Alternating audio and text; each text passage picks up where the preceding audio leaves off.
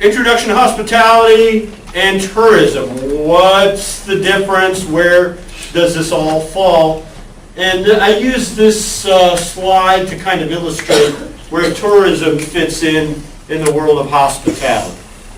Tourism, if you picture a tree, tourism is the trunk, okay? It's what holds up all the branches and connects the roots. And so in my mind, tourism supports all the other industries. And you can see in hospitality we have different branches. Here's lodging, for example, which includes hotels, food service management, restaurants, conference and conventions, right? Travel and tourism operators, casinos, clubs, resorts, attractions and theme parks, one of my favorites, airlines. These are all supported by the tourism industry. Everyone got that so far? Now, you say, okay, I got the branches, what's the deal with the roots? Well, the roots are the different disciplines that are needed in order to support the tourism industry, which in turn supports the branches. Okay? These are very familiar to you because they are things that you study in school. And I get to people all the time that say, why do I have to take economics? I just want to run a hotel. Why do I have to learn economics?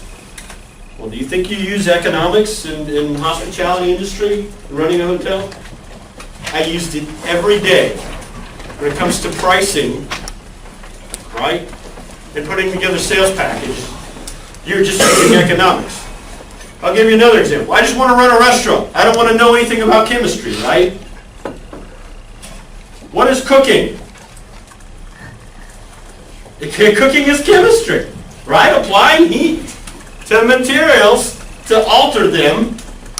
That's chemistry, right? People say, well, biology. I don't care about biology. Well, there's this stuff out there called foodborne illnesses, right? Does that have anything to do with biology? It has everything to do with biology. And so, in your education, especially hospitality management majors, when we make you take things like law, right, and biology and chemistry, we don't make you take them because we like to see you take classes. We take them because they're the foundations of our industry. We take these disciplines and apply them towards tourism, which then branches out into the different hospitality enterprises, we'll call it. Does that make sense? Do you see that in your mind now, how it all ties together? And so, you know, again, if you're hospitality, you're going to take a class in Introduction to Tourism, which is good because it really does support all the areas of hospitality. That's how we work it in. So that's why I cover tourism a little bit in this class, and we'll cover it the next couple days. But then you'll take the larger class that's focused strictly on tourism. Dr. Cardanis is one of the professors. He does a good job, and we've got some other people that do it. Okay? With me so far? All right. So we talked about the characteristics of hospitality. Let's talk about the characteristics of tourism. Okay? One of the neat things about tourism, and one of the misconceptions that people have, is that they say, we don't want a tourist-based economy because it only provides jobs a couple months out of the year. In other words, there are some locations they think, and I'll use, for example, Vail, Colorado. Anybody from Vail? Anybody been to Vail? All right. When were you in Vail? 3 years ago. Oh, excellent, right? Doing some skiing? Yeah. Cool. Who else went to Vail to ski? All right. This past break. All right. Same. So, everyone thinks, well, Vail, Colorado, when it snows, plenty of tourists. When it doesn't snow, they shut down the city. Is that true? Has anybody been to Vail when there was no snow on the ground? In fact, the only time I've been to Vail, I've been there 3 times, is in the summertime. Yeah, have you been there? I haven't, but I'm from Myrtle Beach, and it's like a really good example. Like in the summer, it's like super busy, but in the winter, it's dead. Like there's nothing going on. Well, in comparison, that's true, but there's also some things that Myrtle Beach does, as Vail does, to go after the tourist. And so when I went to Vail for the 3 times that it didn't snow, I went for conferences. Vail does a great job of promoting their conventions and their hotels, and you can get really cheap hotel rooms, right? Myrtle Beach actually has a good non-summer season. What is it? I'm from Myrtle Beach also. We get a lot of people from Canada that come down seasonally. In the wintertime, right? Yeah. Because to them, 40 degrees outside is like their summer. Yeah, So they're out swimming in the pool. Right now, you'll see all the Canadian tourists. Absolutely. So where I'm going with this is I'm saying is that a lot of tourist destinations are year-round. Okay? If they're smart, they're year-round. My hometown of Orlando, Florida, right? It's always busy. Spring, summer, winter, fall, it slows down a little bit, but what they've done is they've actually said, well, bring your convention in the fall and we'll give you really good rates.